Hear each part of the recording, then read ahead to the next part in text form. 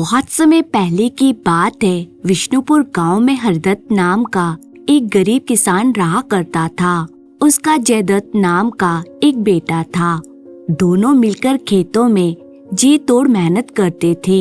इतनी मेहनत करने पर भी उनके खेतों में उचित पैदावार नहीं होती थी, जिसके कारण घर का गुजारा ही बड़ी मुश्किल से चलता था।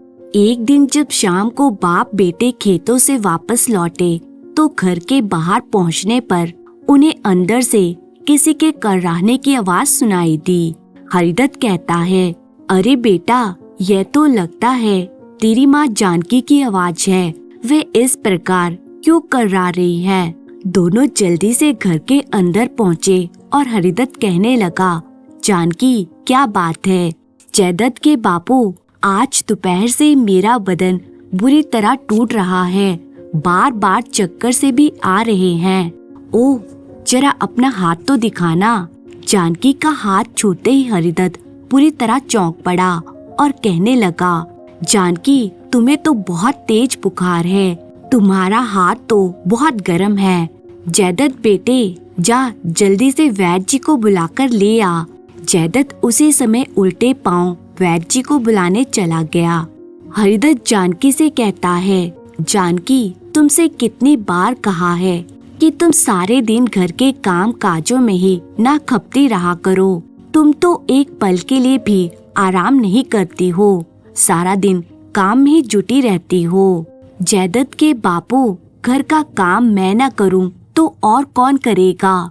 जानकी, बात तो तुम्हारी ठीक है, पर अब तुम्हारी उम्र पहले जैसी तो रही नहीं कि पहले की तरह सारा दिन काम में जुटी रहो।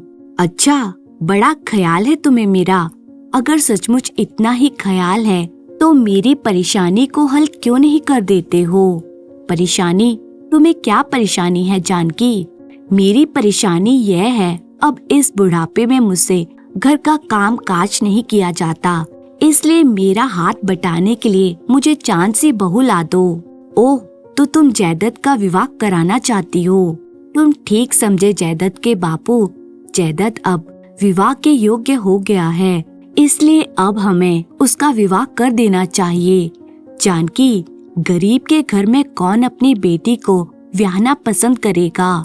तुम तो जानती हो कि जयदत्त के रिश्ते की बात कई जगह से चली, पर हमारी गरीबी के कारण कहीं भी उसका रिश्ता पक्का नहीं हो सका। तो क्या हमारा जयदत्त कुंवारा ही रह जाएगा? यह तो मैं नहीं कह रहा जानकी, फिक्र ना करो। देर से ही सही, लेकिन जयदत्त का विवाह होगा अवश्य। जयदत्त के बापू, इसी उम्मीद की आस लगाए ही तो मैं जी रही हूँ। तभी वैद्य जी के साथ जयदत्त ने घर में प्रवेश किया। वैद्य जी कहने लगे, हरिदत्त, जानकी को क्या हुआ? वैद्य जी, अब आप आ ही गए हैं, आप स्वयं ही जानकी का निरीक्षण करके देख लीजिए।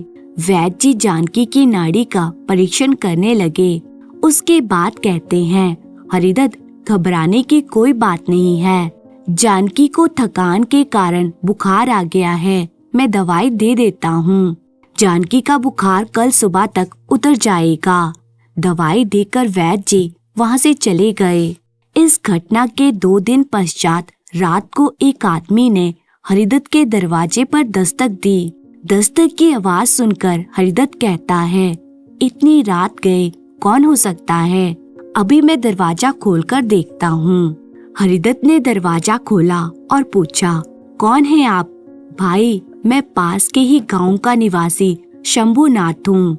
मैं अपने गांव की ओर जा रहा था कि राह में ही रात हो गई। आजकल रात में सफर करना बड़ा जोखिम भरा काम हो गया है।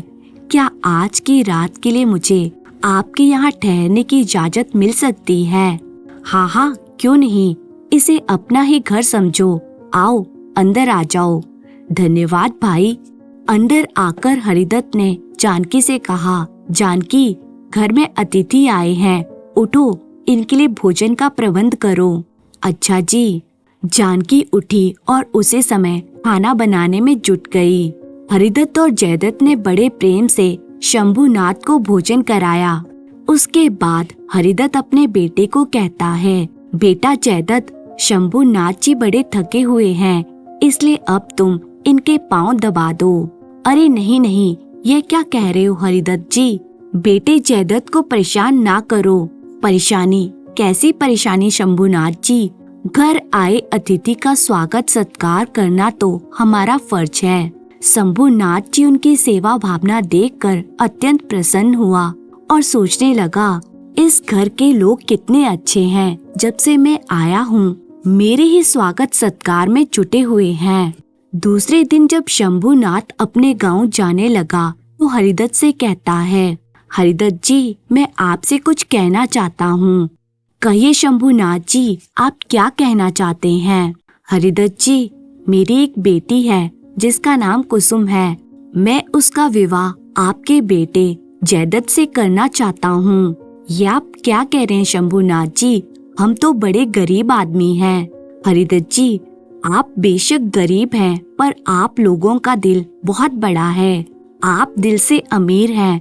आपके आतिथ्य सत्कार ने मेरा दिल मोह लिया है, इसलिए मैं आपसे संबंध जोड़ना चाहता हूँ। यह तो हमारा परम सौभाग्य होगा शंभुनाथ जी। शंभुनाथ ने उसी समय एक स्वर्ण मुद्रा निकाली और उसे जयदत्त को देते हुए कहा, लो बेटा, ये शगुन की स्वर्ण मुद्रा ले लो। आज से तुम हमारे हुए। स्वर्ण मुद्रा लेकर जयदत्त ने तुरंत ही शंभुनाथ के पांव छू लिए। उसके बाद शंभुनाथ वहां से विदा हुआ। उसके जाने के बाद हरिदत्त खुश होते हुए जानकी से कहने लगा, जानकी, तुम्हारी एक चिंता तो दूर हुई। हमारा बेटा बड़ा किस्मत वाला है जो उसे इतना धनी ससुराल मिला। शुभ मुहूर्त में बड़ी धूमधाम के साथ जयदत्त व कुसुम का विवाह हो गया। उसके बाद कुसुम विदा होकर अपने ससुराल चली आई। कुसुम जैसी पत्नी पाकर जयदत्त बहुत ही खुश था। धीरे धीरे समय बीतने लगा और कुसुम ने अपने गर्भवती होने की खुशखबरी अपने परिवार को दी। परिवार के सभी लोग कुसुम का बहुत ध्यान रखते थे। एक दिन बाप बेटे सुबह सुबह ही खेतों पर काम करने के लिए निकल जाते हैं। खेतों पर काम करते हुए जयदत्त को जमीन के अंदर से एक घड़ा मिलता है। जब वह उसे बाहर निकालता है और देखता है कि वह घड़ा स्वर्ण मुद्राओं से भरा हुआ है तो वह बहुत खुश हो जाता है। जब जयदत्त यह बात अपने पिता को बताता है तो उसकी खुशी का ठिकाना नहीं रहता। जब वे दोनों घर लौटकर यह खुशखबरी जानकी को देते हैं तो वो कहती है, जयदत्त के बापू, बहू कुसुम तो सचमुच ही हमारे लिए भाग्यशाली सिद्ध हुई है। उसके आते ही स्वर्ण मुद्राओं से भरा कलश हमारे हाथ लगा है। न जाने कब से यह कलश जमीन में दबा पड़ा था। तुम ठीक कह रही हो जानकी, बहू कुसुम के भाग्य के कारण ही हमें ये दबा हुआ धन मिला है। इस धन से हम बहुत सुंदर मकान बनवाएंगे। दूसरे ही दिन हरिदत्त अपने बेटे से कहता है, बेटा जयदत्त, जाकर रास मजदूरों को बुला लाओ। हम इस पुराने घर के स्थान पर नया मकान बनवाएंगे। अच्छा पिताजी, मैं जाता हूँ। जयदत्त जाकर राज मजदूरों को बुला लाया और उसी दिन से नए मकान का निर्माण कार्य शुरू हो गया। यह देखकर हरिदत्त का पड़ोसी कुंदन चौंका और सोचने लगा, अरे हरिदत्त के पास अचानक इतना पैसा कहाँ से आ गया कि इस भुक्कड़ को नया मकान बनवाने की सूझी है। ज्यों ज्यों हरिदत्त का नया मकान बनता गया, कुंदन की जलन बढ़ती गई और कुंदन कहने लगा, हरिदत्त की इतनी हिम्मत जो मेरे घर के बराबर में मेरे घर से बड़ा व सुंदर मकान बनवाए। उसकी जलन देखकर एक दिन उसकी पत्नी ललिता उसे कहती है, हरिदत्त के मकान को देखकर मन ही मन क्यों कूटते हो जी? तुम्हारे सामने गांव का जो भी आदमी सिर ऊंचा करके खड़ा हुआ, तुमने उसका सिर कुचल दिया। फिर हरिदत्त के बारे में इतना सोच विचार क्यों?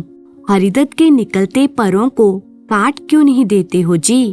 तुम ठीक कह रही हो ललिता, मैं हरिदत्त के बारे में बात करने के लिए शीघ्र ही शिवालिक तांत्रिक के पास जाऊंगा। दूसरे दिन ही कुंदन शिवालिक तांत्रिक के पास जा पहुंचा और उन्हें प्रणाम करने लगा। आओ कुंदन सेठ, आज आपको मेरी याद कैसे आ गई? शिवालिक तांत्रिक, हम तो आपके पास किसी न किसी संकट की घड़ी में आ ही जाते हैं, तो जल्दी बताओ अपने गांव के किस आदमी पर तुम संकट के बादल मंडराना चाहते हो।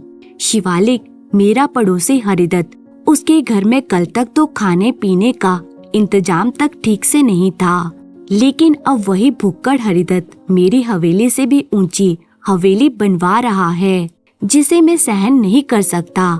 आप अपने तंत्र मंत्रों के द्वारा कुछ ऐसा चक्कर चलाइए कि हरिदत्त के ऊंचे उठते सपने धूल में मिल जाएं। अच्छा, यह बात है। फिर शिवालिक तांत्रिक ने अपनी आंखें बंद कर ली और कुछ देर बाद जब उसने आंखें खोली तो वो कहने लगा, कुंदन सेठ, तुम्हारे पड़ोसी हरिदत्त की पुत्र वधू कुसुम बहुत ही भाग्यशाली है। उसी के भाग्य के कारण हरिदत्त को अपने खेतों की जमीन में से स्वर्ण मुद्राओं से भरा घड़ा मिला है। हरिदत्त उन्हीं स्वर्ण मुद्राओं से अपना नया मकान बनवा रहा है। अच्छा, मैं भी तो कहूँ कि अचानक ही हरिदत्त के पास मकान बनाने के लिए इतने पैसे कहाँ से आ गए। शिवालिक तांत्रिक, कुछ ऐसा करो जिससे हरिदत्त पहले जैसा ही गरीब हो जाए। इस काम के लिए मैं तुम्हें मुंह मांगा पुरस्कार दूंगा। कुंदन सेठ, जब तक हरिदत्त की पुत्र वधू उसके घर में रहेगी तब तक हरिदत्त के कभी भी खराब दिन नहीं आएंगे। अतः सबसे पहले मैं कुसुम को हरिदत्त के घर से हटाने का प्रबंध करता हूँ। शिवालिक तांत्रिक जी, इस कार्य को करने में ज्यादा देर नहीं होनी चाहिए। मैं कल ही वेश बदलकर हरिदत्त के पास स्वयं जाऊंगा। दूसरे ही दिन एक महात्मा का वेश धरकर शिवालिक तांत्रिक हरिदत्त के पास जा पहुंचा और कहने लगा, हरिदत्त, नया मकान बनवा रहे हो?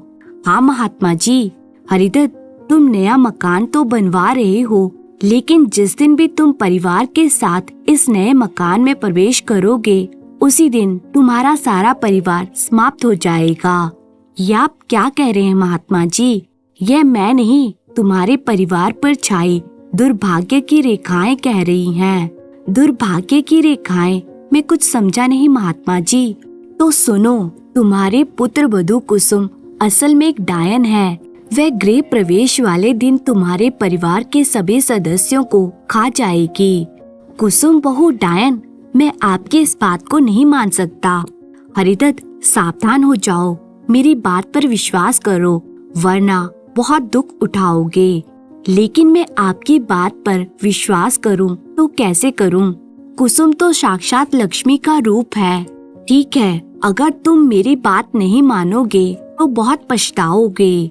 महात्मा जी की बात सुनकर हरिदत्त सोच विचार में डूब गया और काफी देर तक सोचने के बाद कहने लगा, महात्मा जी, यदि आपका कथन सत्य है तो आप मुझे उस डायन से छुटकारा पाने का कोई उपाय बताइए। मैं हर हालत में उससे छुटकारा पाना चाहता हूँ। उपाय तो है हरिदत्त, लेकिन वह उपाय बहुत मुश्किल है। पता नहीं तुम उस उपाय को कर भी सकोगे या नहीं। महात्मा जी, आप उपाय बताइए तो सही। उस डायन से बचने का एकमात्र उपाय या तो तुम उसे अपने घर से निकाल दो या फिर उसके टुकड़े टुकड़े करके उसे जंगल में फेंक आओ। हरिदत्त शिवालिक तांत्रिक की बात सुनकर बुरी तरह चौंक पड़ा। उसे सोच विचार में डूबे देखकर शिवालिक कहने लगा, मैंने कहा था ना कि उपाय तो है, लेकिन तुम उस उपाय को कर नहीं सकोगे। महात्मा जी, आप गलत सोच रहे हैं। मैं हर हालत में कुसुम से पीछा छुड़ा लूंगा।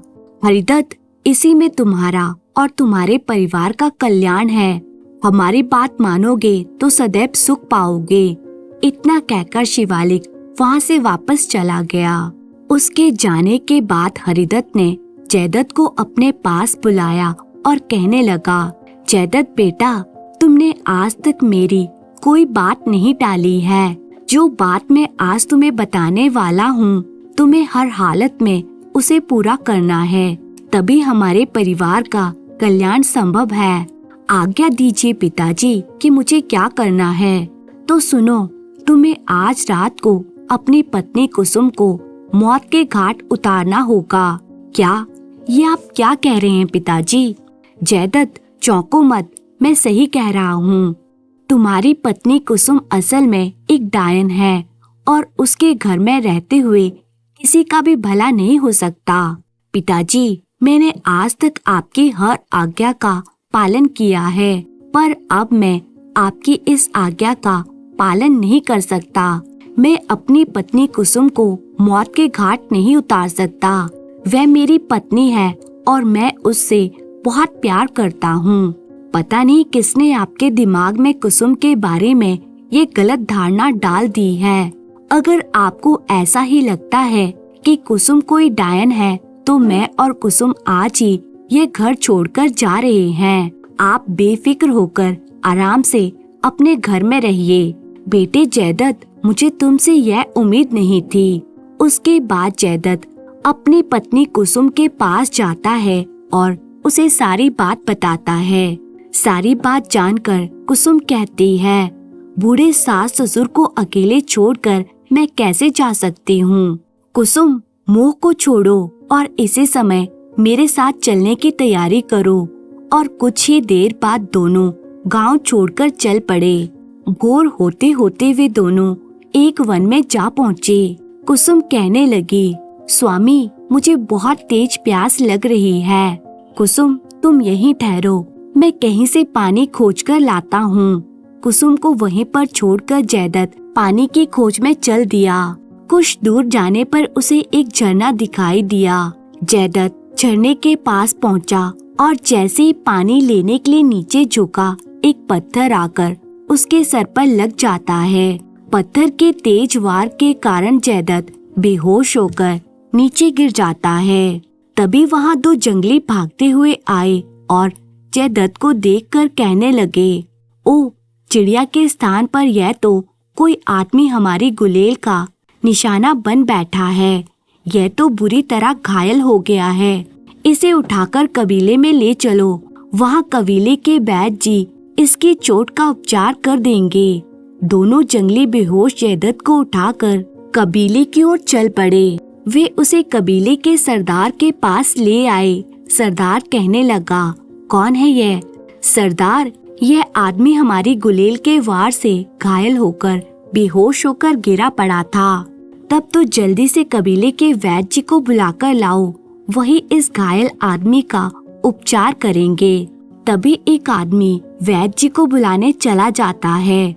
दूसरी ओर जब कई घंटे बीत गए तो कुसुम परेशान हो उठी और सोचने लगी, बहुत देर हो गई है, स्वामी पानी लेकर क्यों नहीं लौटे? कहीं वे किसी मुसीबत में तो नहीं फंस गए हैं।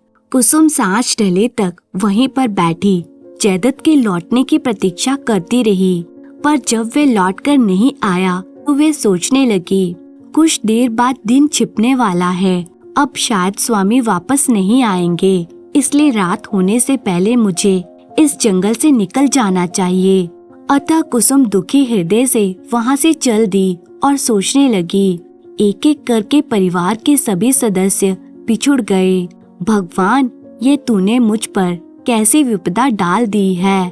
फिर चलती रही और रात होने से पहले ही समीप के राज्य हीरा नगर में जा पहुंची और रात गुजारने के लिए एक सराय का दरवाजा खटखटाने लगी। एक स्त्री ने दरवाजा खोला। उसे देखकर कुसुम कहने लगी, बहन, मैं दुखियारी हूँ, क्या आज की रात मैं तुम्हारे यहाँ ठहर सकती हूँ? हाँ हाँ, क्यों नहीं। कुसुम ने वह रात उस सराय में ही काटी। सुबह होने पर सराय की मालकिन रमिया उससे बोली, बहन, तुम तो कोई परदेसी मालूम पड़ती हो, कहाँ जाना है तुम्हें? रमिया की बात सुनकर कुसुम की आंखों में आंसू आ गए। यह क्या, तुम तो रोने लगी, क्या बात है? तुम्हें जो भी दुख है मुझे बताओ। बहन, मैं बहुत दुखियारी हूँ, मेरा कोई ठौर ठिकाना नहीं है। यह सुनकर रमिया सोच में पड़ गई और कुछ देर सोचकर वे कुसुम से कहने लगी, बहन, तुम चाहो तो इस सराय में मेरे पास आराम से रह सकती हो। बहन, यह तुम्हारा मुझ पर बहुत उपकार होगा। उपकार कैसा? बदले में तुम सराय में रहने वाले मुसाफिरों का खाना बना दिया करना। ठीक है बहन, मुझे मंजूर है। दूसरी ओर कबीले के वैद के उपचार से दूसरे दिन बेहोश जयदत्त को होश आया तो सरदार ने उससे पूछा, युवक तुम कौन हो, तुम्हारा क्या नाम है? ये सुनकर जयदत्त ने हैरानी से सरदार की ओर देखा और कहने लगा, मैं कौन हूँ, मेरा क्या नाम है, मुझे कुछ याद नहीं है। जयदत्त की बात सुनकर सरदार ने आश्चर्य से पास बैठे वैद की ओर देखा। तब वैद ने उसे बताया, सरदार लगता है गुलेल से छोटे पत्थर की मार से ये आदमी अपनी याददाश्त खो बैठा है। ओह, यह तो बहुत बुरा हुआ। सरदार सोच में पड़ गया। फिर मन ही मन कुछ निर्णय लेकर वह जयदत्त से बोला, युवक आज से तुम्हारा नाम बलदेव है। आज से तुम हमारे दत्तक पुत्र हो। अब तुम हमारे पास ही रहकर अपना जीवन गुजारोगे। जो आज्ञा सरदार जी। इस प्रकार जयदत्त बलदेव के रूप में कबीले में रहकर दिन गुजारने लगा। दूसरी ओर कुसुम रमिया के सराय में रहकर सराय का कामकाज करके अपना जीवन यापन करने लगी। धीरे धीरे कुसुम के प्रसव का समय समीप आ गया और उसे दर्द होने लगी। यह देखकर रमिया कहती है, कुसुम चिंता ना करो, मैं अभी दाई को बुलाकर लाती हूँ। उचित समय पर कुसुम ने एक पुत्र को जन्म दिया। बधाई हो कुसुम, तुम्हारे बेटा हुआ है। सुनकर कुसुम उदास हो गई और सोचने लगी, आज अगर स्वामी मेरे पास होते तो अपने पुत्र को देखकर खुशी से फूले ना समाते। कुसुम को उदास देखकर रमिया ने कहा, यह क्या कुसुम, तुम तो खुशी के मौके पर उदास हो गई। कुछ नहीं रमिया बहन, बस जरा यूं ही अपने पिछले दिन याद आ गए थे। कुसुम ने अपने पुत्र का नाम अजयदत्त रखा। अब कुसुम अजयदत्त को बड़े ही लाड प्यार से पालने लगी। धीरे धीरे पूरे 20 वर्ष बीत गए। एक दिन हीरानगर राज्य का राजा हीरा सिंह दुखी होकर प्रधानमंत्री पुंडीर सिंह से बोला, प्रधानमंत्री जी, अब हम वृद्ध हो गए हैं, इसलिए हम इस बात को सोच सोच कर बहुत परेशान हैं कि हमारी मृत्यु के बाद हीरानगर का राजा कौन होगा। हमारी तो कोई संतान नहीं है। अब आप ही बताइए कि हम करें तो क्या करें। महाराज, एक उपाय है, उसे करने से आपको हीरानगर की राजगद्दी का दावेदार आराम से मिल सकता है। तो प्रधानमंत्री जी, हमें जल्दी से वह उपाय बताइए। महाराज, आप जिस सोमू हाथी पर सवारी करते हैं वह आपके अलावा अन्य किसी को अपनी पीठ पर सवार नहीं होने देता है। आप सोमू हाथी को सैनिकों के संरक्षण में राज्य में खुला छोड़ दीजिए और घोषणा करवा दीजिए कि जो भी युवक उस हाथी की पीठ पर सवार होकर उसे वापस राजमहल में ले आएगा, उसे हीरानगर का नया राजा घोषित किया जाएगा। ये सुनकर राजा कहता है, सलाह तो आपकी बहुत अच्छी है प्रधानमंत्री जी।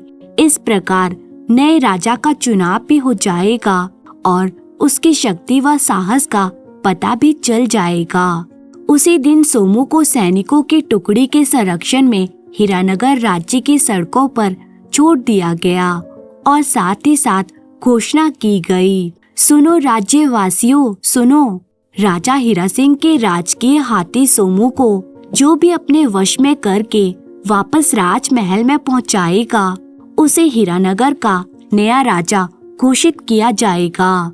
मुनादी सुनकर राह में खड़े कई युवक सोमू को वश में करने के लिए आगे बढ़े, पर हाथी अपने पास आए सभी युवकों को सूंड में लपेटकर जमीन पर पटकता गया।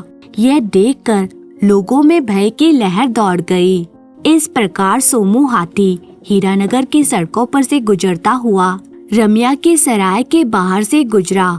उस समय नवयुवक अजयदत्त अपनी माँ कुसुम के साथ सराय के दरवाजे पर खड़ा था। हाथी को देखकर वह कुसुम से बोला, माँ, यदि आज्ञा दो तो आगे बढ़कर मैं इस हाथी को अपने वश में कर लूं। बेटा, अगर तुम ऐसा कर सके तो मुझे तुम्हारी बहादुरी पर गर्व होगा। माँ की आज्ञा पाकर अजयदत्त हाथी की ओर बढ़ गया। फिर वे दौड़कर हाथी की सूंड से चिपट गया। यह देखकर हाथी क्रोध से भर उठा। वे क्रोध में सूंड को इधर उधर लहराने लगा। यह देखकर अजय दत्त हाथी की सूंड से और चिपट गया। तभी मौका देखकर अजय दत्त ने एक छलांग लगाई और अगले ही पल वह हाथी की पीठ पर था। दूसरे दिन ही राजकीय परंपरा के अनुसार राजा हीरा सिंह ने घोषित कर दिया, हीरानगर के निवासियों, मैं आज से अपने स्थान पर अजय दत्त को हीरानगर का नया राजा घोषित करता हूँ। यह सुनकर सभी लोग खुश होकर कहने लगे, नए महाराज अजय दत्त की जय हो। तभी अजय दत्त के राजा बनने की खुशी में बाहर से आए कबीले वालों ने अपने करतब दिखाना शुरू कर दिया। तभी करतब दिखाने के लिए एक आदमी रस्सी पर चढ़ा। उसे देखकर कुसुम पूरी तरह चौंक पड़ी। अरे, ये तो अजय दत्त के पिता जय दत्त हैं। तो क्या मेरे स्वामी जिंदा हैं? कुसुम ने पास बैठे अजय दत्त से कहा, बेटा अजय दत्त, रस्सी पर इस समय जो खेल दिखा रहे हैं वे तुम्हारे बिछड़े हुए पिता हैं। क्या सच माँ? दूसरी ओर रस्सी पर चढ़े बलदेव ने अपने करतब दिखाना शुरू कर दिए थे। कुसुम ने अजय दत्त को पूरी बात बताते हुए कहा, मैं ठीक कह रही हूँ बेटा, वक्त ने आज उन्हें फिर से हमसे मिला दिया है। ये सुनकर अजय दत्त झटके से अपने स्थान से उठा और उसने घोषणा की, खेल को रोक दिया जाए। ये घोषणा सुनते ही रस्सी पर करतब दिखाते जय दत्त का संतुलन बिगड़ा और जय दत्त तेजी से जमीन पर गिरा और गिरते ही बेहोश हो गया। बहुत देर बाद जब उसे होश आया तो वह महल के एक राजकीय कक्ष में था। कुसुम को सामने पाकर वह चौंका और कहने लगा, कुसुम, तुम यहाँ? हाँ नाथ, इस देश का राजा हमारा बेटा अजय दत्त है। इस नाते मैं भी इस महल में हूँ। तभी कबीले के सरदार ने आगे बढ़कर जय दत्त से कहा, बेटा, तुम्हारी याददाश्त पूरे 20 वर्ष पश्चात वापस आई है। ये आप क्या कह रहे हैं बाबा? मैं ठीक कह रहा हूँ बेटा। 20 वर्षों तक तुम हमारे कबीले में हमारे साथ ही तो रहे हो। तब सरदार ने विस्तार पूर्वक उसे सारी बात बता दी। सरदार से सारी बात जानने के बाद अजय दत्त कहने लगा, सरदार, हम तुम्हारे बहुत ऋणी हैं, जो आपने 20 वर्ष तक हमारे बिछड़े हुए पिता की देखरेख की। राजन, यह तो मेरा फर्ज था। तब अजय दत्त अपने पिता के पैरों में झुककर कहने लगा, पिताजी, मुझे आशीर्वाद दीजिए कि मैं सफलता पूर्वक हीरानगर का राज्य संभाल सकूं। बेटा, मेरा आशीर्वाद तो सदैव ही तुम्हारे साथ है। जय दत्त के आदेश पर अजय दत्त उसी दिन अपने दादा दादी की खोज में विष्णुपुर गांव में गया। वहां जाकर उसे पता चला कि उसके दादा दादी को तो कुंदन सेठ ने 20 वर्ष पूर्व भी मरवा दिया था और उनकी नई नवेली हवेली पर कब्जा कर लिया था। अजय दत्त ने उसी समय कुंदन सेठ को कारागार में डालने का आदेश दिया। तत्पश्चात गंगा नदी में उसने अपने दादा दादी की आत्मा की शांति के लिए पिंडदान किया। उसके बाद वह वापस हीरानगर लौटकर अपना राज्य चलाने लगा। दोस्तों, उम्मीद है आपको ये कहानी पसंद आई होगी। तो कहानी अगर पसंद आई है तो इसे लाइक कीजिए और अपनी प्यारी प्यारी कमेंट करना बिल्कुल नहीं भूलिएगा। इसी तरह की मजेदार कहानियाँ देखने के लिए चैनल दिव्या सागर स्टोरीज को सब्सक्राइब कर लीजिए। आपका बहुत बहुत धन्यवाद।